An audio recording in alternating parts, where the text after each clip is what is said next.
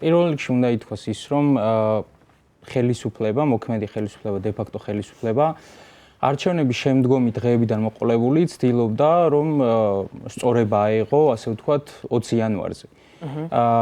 და პირველ რიგში გათვლა მდგომარეობდა de facto ხელისუფლების მის ამორჩეველზე, იმიტომ რომ ფაქტია, რომ ის აღმოჩნდა ძალიან დიდ პოლიტიკურ კრიზისში და ის არწმუნებდა საკუთარ ამორჩეველს, რომ აი მოვა 20 იანვარი, ტრამპი შეუდგება მუშაობას და ჩვენც დავალაგებთ ურთიერთობებს ამერიკის შეერთებულ შტატებთან.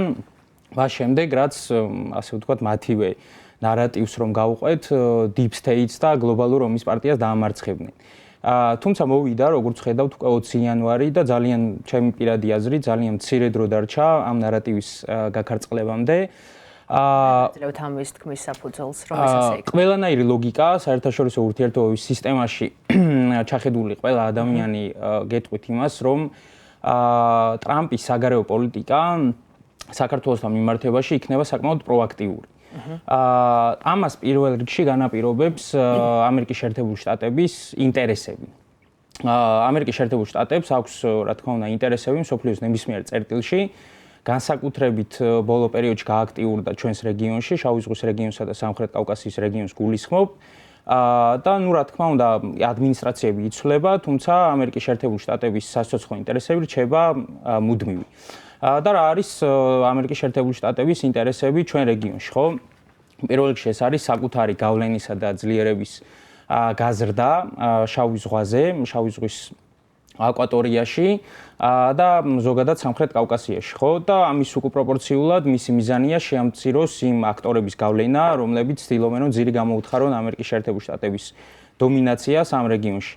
და ასეთი მტერი, ასეთი კონკურენტი, ასე ვთქვათ, ამერიკის შეერთებულ შტატებს ყავს სამი სახელმწიფო, მოკლე და საშუალო ვადიან პერსპექტივაში ესენი არის რუსეთის ფედერაცია და ირანის ისლამური რესპუბლიკა და გრძელვადიან პერსპექტივაში ამას ემატება ჩინეთის სახალხო რესპუბლიკაც, რომელიც ნელ-ნელა უკვე ძალიან აქტიურად იკიდებს ფეხს ჩვენს რეგიონში. საინტერესოა შევხედოთ გლობალურ სურათს და რეგიონულ სურათსაც. უკრაინის ომმა და უკრაინის ომში მიმდინარე მოვლენებმა, ასე ვთქვათ, როლი და წონა სამხრეთ კავკასიის რეგიონის გაზარდა დასავლეთის თვალში. ანუ საქართველოს მისამართით დასავლეთის დაინტერესება შეგვიძლია თამამად ვთქვათ, რომ არასდროს ყოფილა ასეთი მასშტაბური, როგორიც არის დღეს და ამას განაპირობებს სწორედ უკრაინის ომი, რომელმაც შესაძლებლობების ფანჯარა გაუხსნა, ასე ვთქვათ, საქართველოს და დასავლეთის უფრო მეტი ინტერესი გამოიწვია. ხო, აი რა ხდება უკრაინაში, ხო, რუსეთი სუსტდება, შავ ზღვაზე ასევე რუსეთის გავლენა მცირდება მნიშვნელოვნად, რუსეთმა დაკარგა ბერკეტი ყარაბაღის სახით სამხრეთ კავკასიის ორ ჩვენ მეზობელ სახელმწიფოზე, აზერბაიჯანზე და სომხეთზე. სირიაშიც ვნახეთ, რომ რუსეთმა დაკარგა გავლენა და ის ჩაანაცვლა თურქეთმა. და ამ ვითარებაში ძალიან საინტერესოა, რომ საქართველოს როლი და მნიშვნელობა იზრდება. შესაბამისად, ტრამპის ადმინისტრაციისთვისაც განსაკუთრებული მნიშვნელობა ექნება ამ რეგიონში საკუთარი გავლენის გაზრდას და რაც შეეხება ხელისუფლებასთან, de facto ხელისუფლებასთან ურთიერთობებს, ხო? ამ შემთხვევაში ჩვენ შეგვიძლია ვთქვათ, რომ არც ერთი ადმინისტრაცია, მათ შორის თუნდაც ტრამპის ადმინისტრაცია, რაც არ უნდა de facto ხელისუფლება გვარწმუნებდეს ამას, ვერ დაალაგებს ურთიერთობებს ისეთ მთავრობასთან, რომელმაც უკვე ღიად აირჩია რუსულ, ჩინურ, ირანული ავტორიტარული ღერძი, ხო? და თუ კი ეს ასე იქნება, თუ კი ვერ დაალაგდა ურთიერთობები ამერიკასა და საქართველოს შორის, თუ კი ტრამპის პოზიციები იქნება ხისტი და მკაცრი, ამ შემთხვევაში რა მოცემულობის წინაშე ედგება ჩვენი ქვეყანა? იგივე ეკონომიკური თვალსაზრისით ეს ნაწილი ალბათ მოსახლეობის დიდ ნაწილს აინტერესებს. ძალიან მძიმე სიტუაციაში შეიძლება აღმოჩნდეს საქართველო და საქართველოს მოსახლეობაც, რადგანაც იმ შემთხვევაში თუ პირველ რიგში ტრამპის ადმინისტრაცია არ აღიარებს ლეგიტიმაციას საპარლამენტო არჩევნების და შესაბამისად ხელისუფლების, ამას ლოგიკურად მოყვება უმძიმესი ეკონომიკური სანქციები ივანიშვილის რეჟიმის მისამართით და ეს რა თქმა უნდა გამოიწვევს ძალიან მძიმე ეკონომიკურ კრიზისს. ხო, ფაქტია, რომ ჩვენ ვართ ძალიან მძიმე პოლიტიკურ კრიზისში, თუმცა ეკონომიკურად ჯერ კიდევ გვაქვს რამდენიმე თვე სავალუტო რეზერვები, რომ გაუძლოთ ამ ეკონომიკურ კრიზისს, თუმცა იმ შემთხვევაში თუ ამერიკის შეერთებული შტატების მხრიდან იქნება ხელისუფლების de facto ხელისუფლების ლეგიტიმაცია, ამერიკის შეერთებულ შტატებს, რომელიც ცივილიზაციის, ასე ვთქვათ, დასავლური სამყაროს, ცივილური სამყაროს ლიდერი არის, მოყვება შემდგომ სხვა სახელმწიფოების არაღიარებაც. დომინოს ეფექტის პრინციპით და ეს ძალიან მძიმე დაისახება შემდგომ მოქმედ ხელისუფლებაზე. ამას მოყვება მძიმე ეკონომიკური სანქციები, პოლიტიკური, ასე ვთქვათ, საერთაშორისო კეთროვნად მოქმედი ხელისუფლების დასახელება, მათი აღქმა საერთაშორისო კეთროვნად და ასეთ ვითარებაში საქართველოს მოსახლეობასაც რა თქმა უნდა შეეხება ეს ყველაფერი, თუმცა ამ შემთხვევაში ალბათ გათვლა მდგომარეობს იმაში, ამერიკის შეერთებული შტატების ალბათ ახალი ადმინისტრაციის გათვლა იქნება ის, რომ საერთაშორისო წნეხი აიძულებს ივანიშვილის რეჟიმს ძალიან მნიშვნელოვან დათმობებზე წამოვიდეს და ალბათ სავარაუდოდ, იმიტომ რომ უკვე ამ რეჟიმმა გადალახა ყველა წითელი ხაზი დასავლეთთან ურთიერთობაში.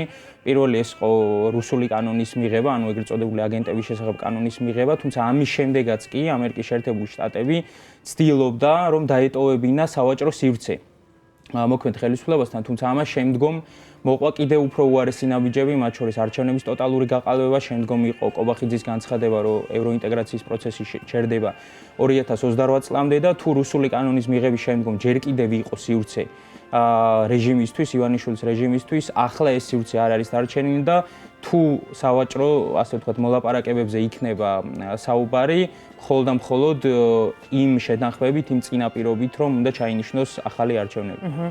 გასაგებია და რაც შეეხება რუსეთ-უკრაინის ომს, თქვენ ვეახსენეთ და მინდა რომ უფრო სიღრმისეულად განვიხილოთ ეს თემა. ჩვენ ვიცით, რომ ტრამპი ამპირებს როგორც ვლადიმერ პუტინთან, ისე ვოლოდიმირ ზელენსკისთან დალაპარაკებას, ნუ ცხადია, ახლა მოლაპარაკების პირობები უცნობია, მაგრამ ვიცით ძალიან ცალსახად და ერთმნიშვნელოვნად, რომ ტრამპის მიზანი და სურვილია, რომ სწორედ მან შეძლოს და მოახერხოს ამ ომის დასრულება. მაგრამ საინტერესოა რა ვადებში დაახლოებით, როდისთვის შეიძლება ვიხილოთ პირველი ხელშესახები შედეგი ამ მიმართულებით. ამაზე პასუხს ვერც მე ვერ გაგცემ და ალბათ თვითონ ტრამპსაც გაუჭირდება ამაზე პასუხის გაცემა, თუმცა მე ძალიან სკეპტიკურად ვარ განწყობილი ტრამპის მათ შორის წინა საარჩევნო განცხადებების მიმართ, როდესაც ის ამბობდა, ჯერ ამბობდა, რომ ომს დავასრულებ 24 საათში, შემდგომ ამ ვადამ გადაიწია 2 კვირაზე და ბოლო პერიოდში ხედავთ, რომ ტრამპი ეს განცხადებით ეს ომი დასრულდება დაახლოებით 6 თვიან პერიოდში. თუმცა ასე მარტივად ნამდვილად არ არის საქმე, იქიდან გამომდინარე, თუ ჩვენ გადავხედავთ რა არის თითოეული ამ კონფლიქტში მონაწილე თითოეული მხარის და მათ შორის სავარაუდო პოტენციური მედიატორების მიზანი დავინახოთ, რომ მათ ინტერესებს შორის არის ძალიან მნიშვნელოვანი აცდენა. განვიხილოთ მაგალითად რუსეთის, უკრაინის და ამერიკის შეერთებული შტატების ინტერესები. რუსეთის ინტერესი, რასაც პუტინი ხმამაღლა აცხადებს, პირველ რიგში არის ის, რომ უკრაინამ უარი თქვას ნატოში გაწევრიანებაზე და მოხდეს დემილიტარიზაცია უკრაინის. ანუ უკრაინას მომავალში პუტინის გათვლით არ უნდა ჰქონდეს შესაძლებლობა, რომ წინ აღუდგეს რუსეთის აგრესიას ისე ეფექტურად, როგორც ეს მოხდა დაახლოებით 3 წლის წინ, როდესაც უკრაინაში დაიწყო რუსეთის სრულმასშტაბიანი ინტერვენცია. ამისგან განსხვავებით ზელენსკის, აი ლექსი ფრიდმანთან პოდკასტშიც ახსენა, რომ ის მხოლოდ და მხოლოდ იმ შემთხვევაში დათანხმდება სამშვიდობო მოლაპარაკებებს, თუ ნატოში გაწევრიანების ვადა იქნება უკვე ცნობილი, უკრაინის და ეს გადაწყვეტილება იქნება ნატოს სახელმწიფოების მხრიდან მიღებული და ამაზე მოხდება კონსენსუსი ნატოს წევრი სახელმწიფოების მხრიდან და გარდა ამისა, ზელენსკი აქტიურად საუბრობს იმაზე, რომ აუცილებელია დასავლეთმა და განსაკუთრებით ამერიკის შეერთებულმა შტატებმა გააგრძელოს სამხედრო მხარდაჭერა უკრაინის იმ შემთხვევაში, თუ რუსეთს ისევ ექნება სურვილი, რომ განახორციელოს აგრესია უკრაინაზე, უკრაინას უნდა ჰქონდეს შესაძლებლობა თავი დაიცვას ისევ ეფექტურად. მხოლოდ და მხოლოდ ამ შემთხვევაში აპირებს ზელენსკი დათანხმებას. რაც შეეხება ტრამპს, ამერიკის შეერთებულ შტატებს, ტრამპის მიზანი არის პირველ რიგში, რომ ერთგვარად მშვიდობის მყოფელის მანტია მოირგოს და სწორედ მის სახელს დაუკავშირდეს უკრაინაში ომის დასრულება. ტრამპი ცდილობს სავარაუდოდ შეეცდება უახლოეს მომავალში, რომ ორივე ეს სახელმწიფო და მათი ლიდერები აიძულოს, რომ დასვას მოლაპარაკებების მაგიდასთან, ალბათ ну როგორც ცნობილია და რაზეც საუბრობენ აკადემიურ და პოლიტიკურ წრეებში ამერიკის შეერთებული შტატების არის ის რომ ტრამპი შეეცდება ზელენსკი, ასე ვთქვათ, დაითანხმოს მოლაპარაკებებზე, დაშინებით, რომ ის აღარ გააგრძელებს ამერიკის დახმარებას უკრაინისადმი, სამხედრო დახმარებას, თუ ის არ დაჯდება მოლაპარაკებების მაგიდაზე, რაც შეეხება პუტინის იძულება მას სურს პირიქით, ანუ იმის თქმით, რომ თუ ის არ დაჯდება მოლაპარაკებების მაგიდასთან, მაშინ ის გააგრძელებს უკრაინის სამხედრო დახმარებას და უფრო მეტად გაზრდის კიდევ უკრაინის დახმარებას. თუმცა ასე მარტივად ნამდვილად არ არის საქმე, როგორც უკვე გითხარით, მათ ინტერესებს შორის არის ძალიან საერთოდ არ არის თანხვედრა და აქედან გამომდინარე ძალიან გაჭირდება როგორც უკრაინის, ასევე რუსეთის დასმა, მათი ლიდერების დასმა მოლაპარაკებების მაგიდასთან და რაღაც შუალედური ვარიანტის გამოდნობა. ამიტომ მე მგონია, რომ უახლოეს ამ წელს მაგალითად ალბათ შეუძლებელია რომ ეს მოხდეს. ხო, ნუ თავიდან იყო განცხადებები რომ 24 საათში დასრულდებოდა, შემდეგ რიტორიკა შეიცვალა. არა, ფრონტზე არსებული მდგომარეობაც ისეთია, რომ ძალიან ძნელია რომ რაღაც დასკვნები გავაკეთოთ. თუმცა სავარაუდოდ მე რასაც ფიქრობ, ტრამპი გარკვეულ პერიოდის განმავლობაში სანამ ეს მოლაპარაკებები დაიწყება უკრაინასა და რუსეთს შორის ამერიკის შეერთებული შტატების მედიატორობით ალბათ ტრამპი გააგრძელებს სამხედრო დახმარებას უკრაინის, იმიტომ რომ უკრაინას კონდეს უფრო ძლიერი ზურგი და პოზიცია მომავალ სამშვიდობო ხელშეკრულებაში და სამშვიდობო შეთანხმებაში. თქვენ ნატო ახსენეთ და აი ამ მხრივ ძალიან საინტერესოა ტრამპის განცხადება, ის ამბობს, რომ ალიანსის წევრმა ქვეყნებმა თავდაცვის ხარჯები უნდა გაზარდონ მთლიანი შიდა პროდუქტის 5%-მდე. თქვენ როგორ ფიქრობთ, აი რამდენად გაითვალისწინებენ ევროპული სახელმწიფოები ტრამპის ამ წინადადებას? ტრამპმა ნატოზე საუბარი და ნატოს თავდაცვით ხარჯებზე საუბარი ჯერ კიდევ პირველ ვადაში დაიწყო და სწორედ ტრამპის აი ძალიან ხისტმა რიტორიკამ და განცხადებებმა განაპირობა ის, რომ წევრმა სახელმწიფოებმა დაიწყეს უკვე 2%-იანი ზღურის გადალახვა და 2% მთლიანი შიდა პროდუქტის 2%-ზე მეტის დახარჯვა თავდაცვაზე. თუ ჩვენ მაგალითად ავიღებთ 2017 წელს, როდესაც ტრამპი გახდა პირველ ვადაში პრეზიდენტი, მაშინ ნატოს მხოლოდ თორცები 6 თუ 7 წევრი სახელმწიფო ხარჯავდა მთლიანი შიდა პროდუქტის 2%-ს. თავდაცვაზე და დღეს ეს რიცხვი აღემატება თორცები 22-ს თუ 23-ს. ანუ ამან იმუშავა და იმოქმედა და გარკვეულწილად სამართლიანიც არის ტრამპის რიტორიკა, სწორედ ამ შემთხვევაში, იმიტომ რომ ნატო ძალიან ისე ვთქვათ დისბალანსი არსებობს ნატოს წევრ სახელმწიფოებს შორის თავდაცვითი ვალდებულებების კუთხით, ფაქტობრივად ამერიკის შეერთებული შტატები არის ძირითადი გარანტორი ევროპის უსაფრთხოების არქიტექტურის. ამიტომ ტრამპის ეს განცხადებები არის სამართლიანი, 5%-ს რაც შეეხება, აი 5% ცოტა დიდი რიცხვია სხვათა შორის, იმიტომ რომ წევრი სახელმწიფოები ვერ ახერხებენ ფიზიკურად დახარჯონ ამდენი თავდაცვაში, იმიტომ რომ სხვა ვალდებულებებიც აქვს, რა თქმა უნდა, სახელმწიფოს მათ შორის სოციალური ვალდებულებები, ეკონომიკური ვალდებულებები. ამიტომ არ ვიცი 5%-ს რამდენად მოახერხებს ბევრი სახელმწიფო რომ დახარჯოს, აი მაგალითად გერმანია ახლა უახლოვდება 2%-იან ზღვარს, იმიტომ რომ გერმანია არის დიდი სახელმწიფო, მას ძალიან დიდი ეკონომიკა აქვს, შესაბამისად 2%-ის დახარჯვა თავდაცვაზე ძალიან რთული არის ამ სახელმწიფოსთვის. და ასეთი ბევრი დიდი სახელმწიფო არის ნატოში, ხო?